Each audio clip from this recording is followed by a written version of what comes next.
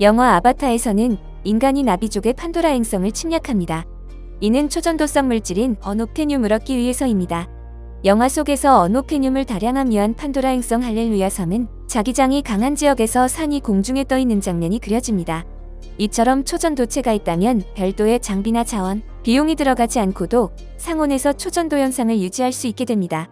상온 초전도체는 상용화만 된다면 전기 손실이 없는 초고효율 전력망과 손바닥만한 양자 컴퓨터가 실현되며 에너지 혁명을 일으킬 수 있는 꿈의 물질입니다.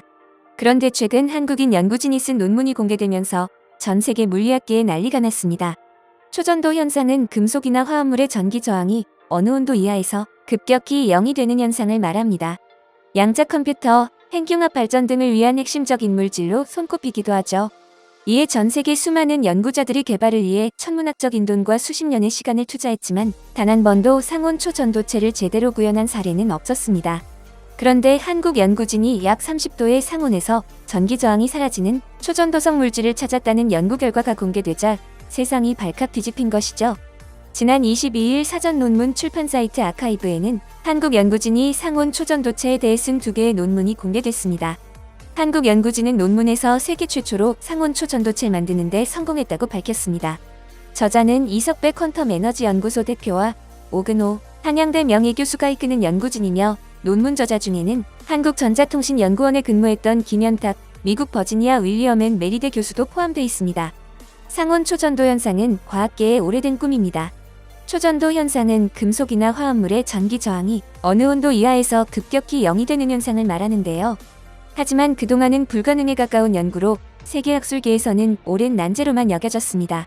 초전도 현상은 1911년 절대온도 0도에 가까운 영하 270도의 저온 환경에서 처음 관찰됐고 이후에도 초전도 현상은 그동안 극저온이나 고압의 극한 환경에서만 발견됐기 때문입니다.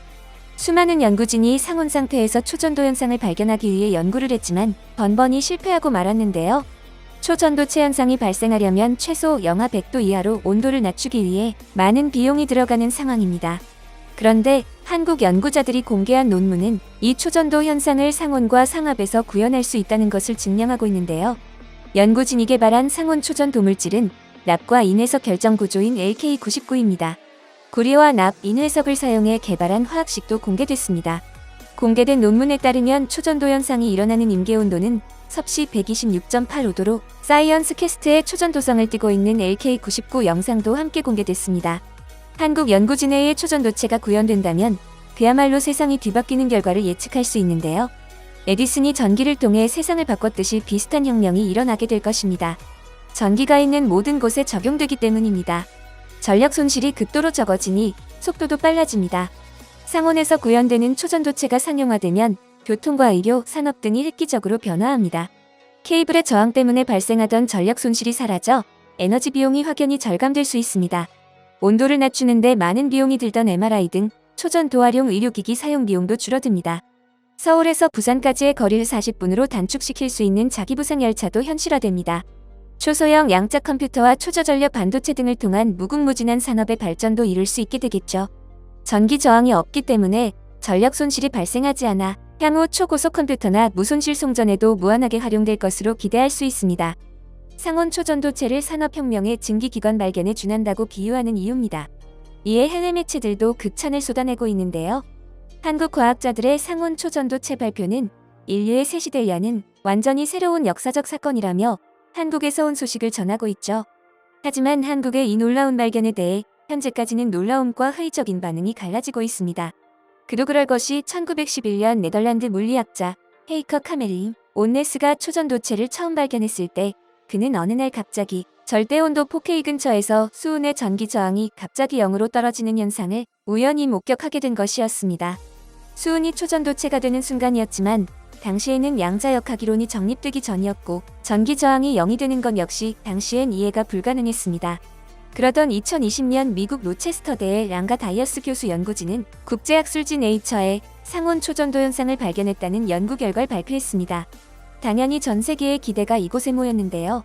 하지만 이들 연구진은 실험 자료를 임의로 수정해 결과를 유출해냈고 이 정황이 발견되면서 네이처가 논문을 철회하는 해프닝을 겪기도 했습니다.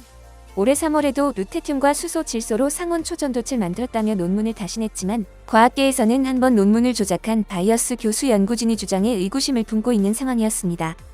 이런 가운데 한국에서 갑자기 상온 초전도체를 세계 최초로 발견했다는 논문을 발표하자 국내의 전문가들은 의심 어린 반응을 내놓을 수밖에 없었는데요. 해외 과학 전문 매체인 뉴사이언티스트는 이들의 주장이 과학적 검증을 거쳐 사실로 밝혀진다면 정말 대단한 연구 성과이기 때문에 이들의 입증 책임이 그만큼 막중하다. 초전도의 돌파구를 찾는 이전의 논문들이 나중에 철회되기도 하고 다른 팀이 결과를 재현하는데 실패한 사례들이 있다는 걸 기억해야 한다고 말했고, 수제너 스펠러 영국 옥스퍼드대 재료과학과 교수는 초전도성을 입증하기 위해선 여러 측정값을 통해 확인해야 하는데 이번 연구에서는 설득력이 다소 떨어진다. 특히 자기장과 열용량 수치는 아직 입증되지 않았다고 지적하기도 했습니다. 그런데 놀라운 사실이 밝혀졌습니다. 사실 이 연구 결과는 2020년에 1차 발표가 되었습니다. 당시에 네이처에 제출했지만 바이어스 교수 사태 때문에 네이처가 논문 게재를 부담스러워했고 다른 전문 학술지에 먼저 게재할 것을 요구하면서 국내 학술지에 먼저 올려서 국내 전문가의 검증을 받고 사전 공개 사이트인 아카이브에 올라간 것인데요.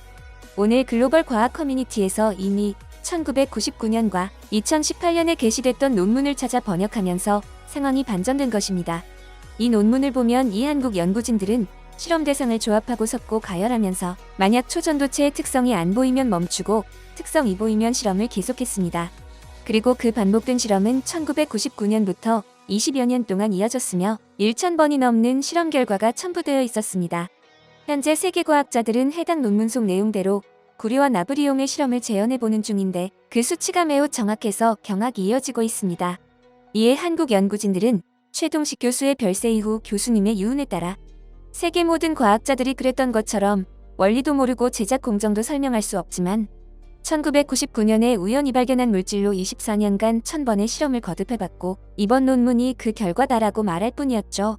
이에 나디아 메이슨 미국 일리노이대 어베너 캠페인 물리학 교수는 한국 연구진은 적절한 데이터를 취하고 명확한 제조 기술을 제시했다고 했습니다. 러시아 출신 과학자 아이작 아시모프는 미국에서 화학 박사이자 생화학 교수로 활동하며 SF 작가로 과학소설과 교양과학 분야에서 눈부신 성공을 거두어 세계적 명성을 얻었습니다. 그는 해부학, 천문학, 생물학, 화학, 수학, 물리학 등 다양한 분야에서 500권이 넘는 저서를 남겼는데요. 아이작 아시모프는 과학에서 새로운 발견의 순간 듣게 되는 가장 흥분되는 구절은 유레카가 아니라 거참 희한하군이라고 말했습니다. 이번 한국 연구진의 발견은 과학기술의 일대 혁신을 가져올 수 있는 놀라운 발견으로 기록될 것입니다. 여러분의 소중한 의견을 남겨주세요. 바쁘시더라도 구독과 좋아요 부탁드립니다. 지금까지 단골이시였습니다. 시청해주셔서 감사합니다.